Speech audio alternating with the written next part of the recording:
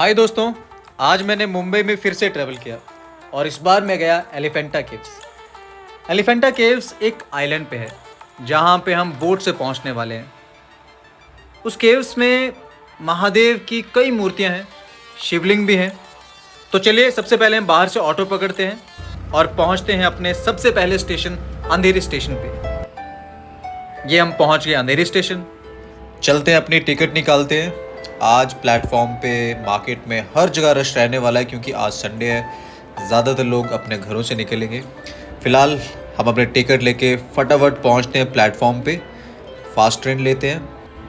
30 to 40 minutes के अंदर अंदर ट्रेन ने हमें चर्च गेट उतार दिया और उसके बाद मैं बाहर निकला। आज पानी वाले का बिज़नेस अच्छा होने वाला है क्योंकि आज संडे है और ज़्यादातर लोग खेलने आए हुए हैं। इस ग्राउंड में कम से कम 50 से 60 टीम तो होंगी और संडे में बाहर खेलने के ना बहुत सारे फ़ायदे भी हैं। सबसे पहले जॉब के कारण जो हम सनलाइट नहीं ले पाते हैं, संडे के दिन हम भरपूर सनलाइट लेते हैं। तो सबसे पहला फ़ायदा ये।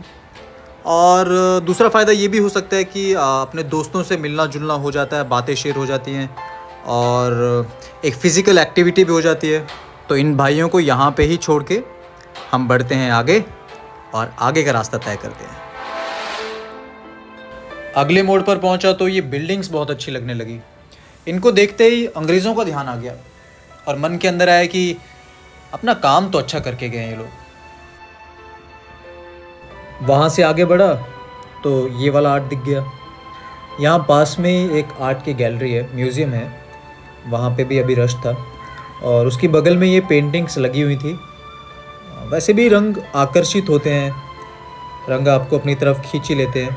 मेरे को भी इन्होंने अपनी तरफ खींच लिया और थोड़ा वक्त बिताया मैंने यहाँ पे, इन चीज़ों को देखा, समझा और सोचा इनके बारे में थोड़ा सा कि किसने बनाई होगी, इतने इतने अलग अलग आइडियाज़, किसने अपना कितना टाइम दिया होगा। अच्छा लग रहा है।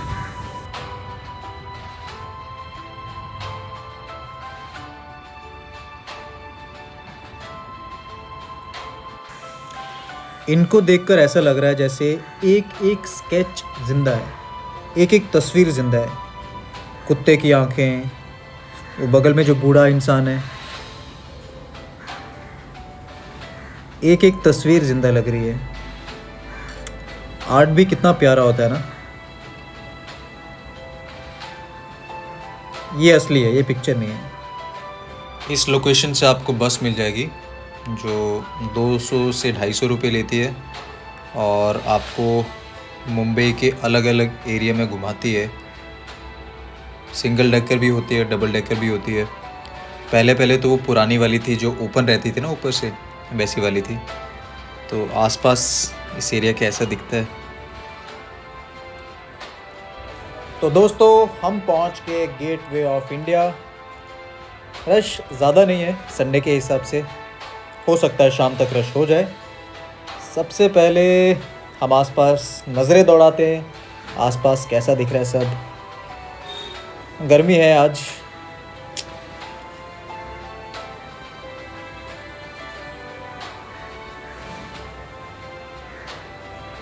ये हमारे Chhatrapati Shivaji Maharaj, a great warrior.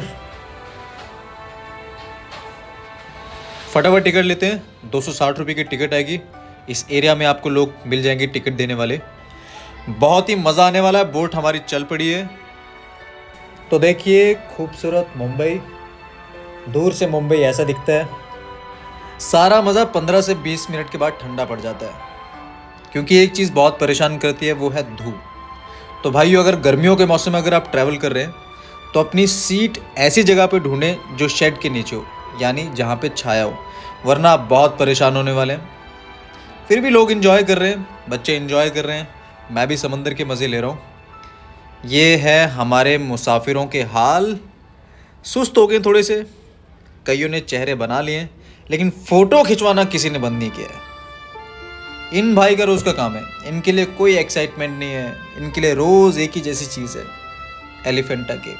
हम भी पहुँच गए एलिफेंटा केव और अप्रॉक्सीमेटली वहाँ से 1 घंटे का वक्त लग ही जाता है। एक ही चीज़ ने परेशान किया, वो है गर्मी। बाकी अच्छा लगा यहाँ तक। तो चलते हैं हम बोट से बाहर और आगे का रास्ता तय करते हैं, देखते हैं आसपास का माहौल कैसा है। ये बाईं तरफ हमारी एक जेटी है जो भर गई है, रिटर्निंग जेटी है। नीचे भी काफ़ी लोग बैठे हुए हैं, ऊपर भी काफ़ी लोग बैठे हुए हैं।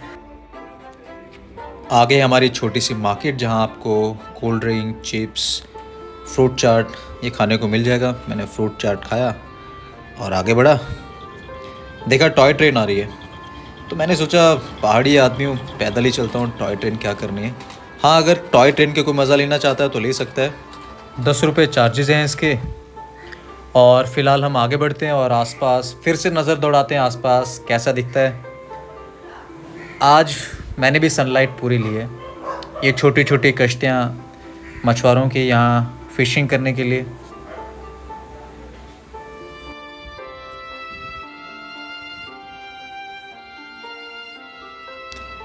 आगे बढ़ते हमें मार्केट दिख गई, बहुत ही चमकने वाली चीज़ें, छोटी छोटी मूर्तियाँ हैं, जेम्स हैं। अच्छा लग रहा है, बहुत ही खूबसूरत। और फिर वही बोलूँगा, अगर मेरे को अच्छा लग रहा है, हो सकता है शायद आपको भी अच्छा लगे, इसलिए अच्छे से शूट कर रहा हूँ ताकि आप अच्छे से देख पाएँ। तो देखिए, एंजॉय करिए।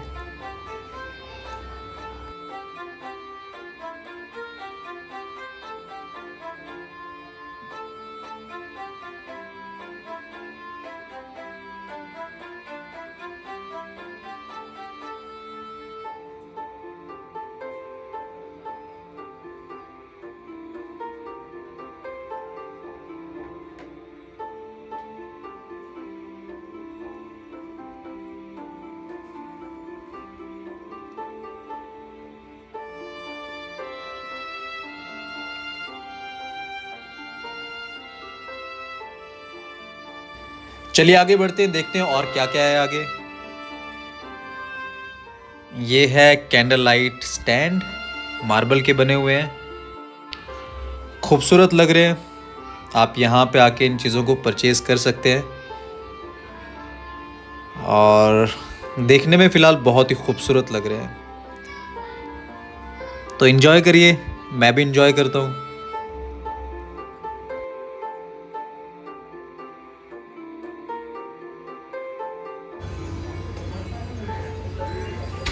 ये बेल्स की आवाज़ सुन रहे हैं आप? ये आवाज़ मुझे अपनी तरफ खींच रही है। चलिए इस आवाज़ के पास चलते हैं।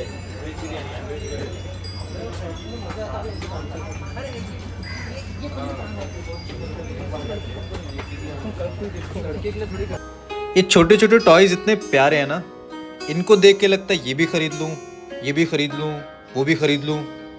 फिर अंदर आता है, अबे खरीद के करेगा क्या। तो बस जी भर के इनको देखा मैंने, शूट किया। हो सकता है आपको भी अच्छे लगे, और अगर अच्छे लगे तो पहुंच जाइएगा एलिफेंटा केव इनको परचेज़ करने के लिए।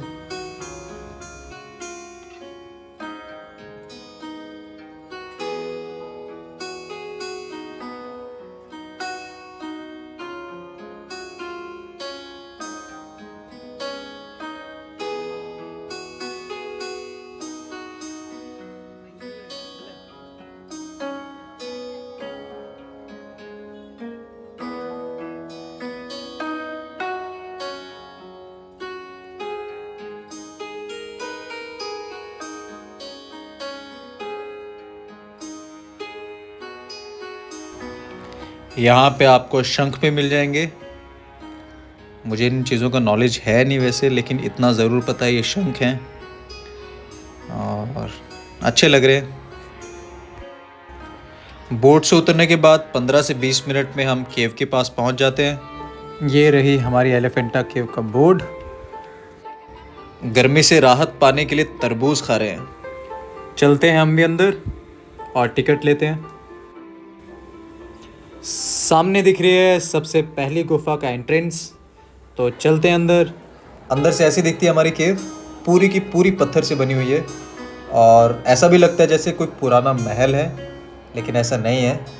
पूरा का पूरा जो मंदिर भी हो सकता है, और इसे देख के ऐसा लगता है जैसे ये पूरी की पूरी स्पेस महादेव को अर्पित है, जिसमें महादेव के अलग अलग रूप दिखाए गए हैं और चलिए शुरू करते हैं देखना, आप भी मेरे साथ देखिए।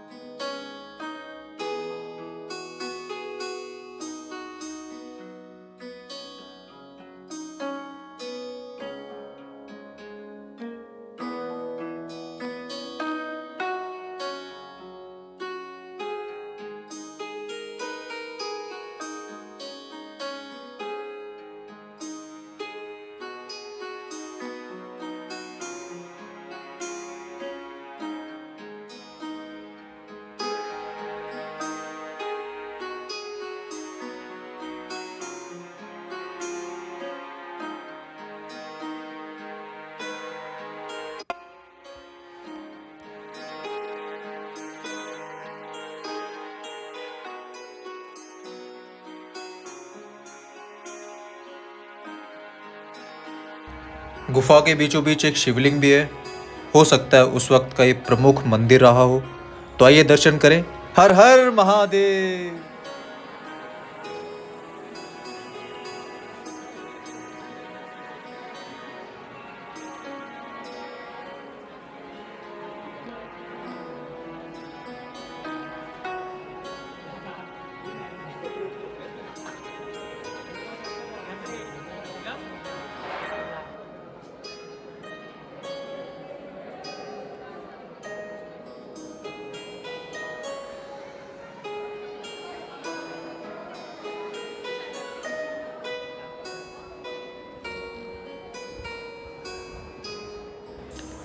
गुफा से बाहर निकलेंगे तो पीछे की तरफ भी एक छोटा सा मंदिर बना हुआ है जिसमें एक शिवलिंग है।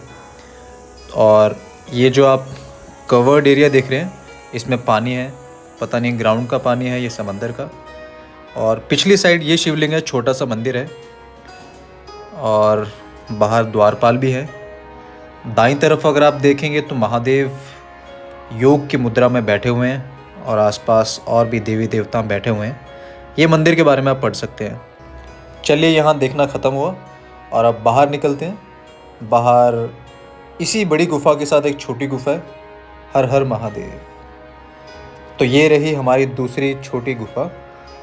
गणपति बप्पा जी हैं और भी बहुत देवी देवता हैं और सामने कार्तिक भगवान एज एन वॉरियर खड़े हैं, दोनों भाई आपस में। इस गुफा में भी एक छोटी सी शिवलिंग है और ये देखिए मूर्तियों को कितना तोड़ा गया है, कितना नुकसान पहुंचाया गया है।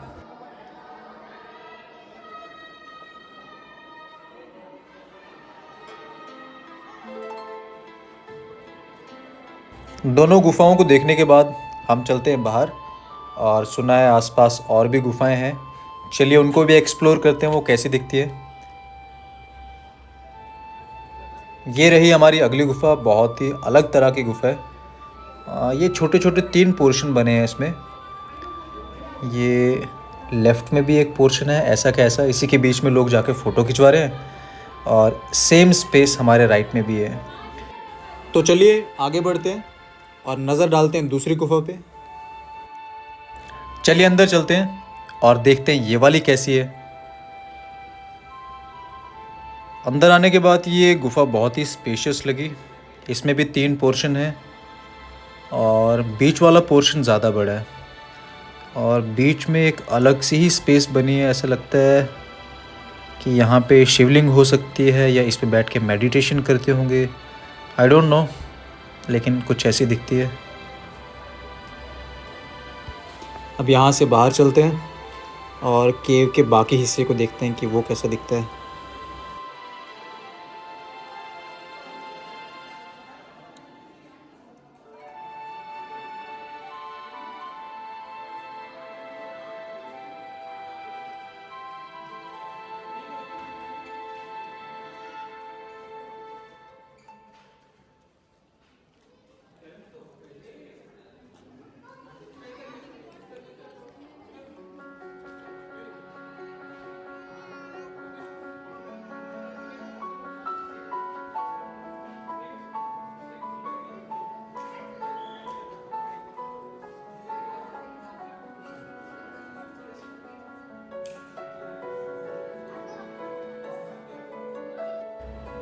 वो भाई, एक और केव।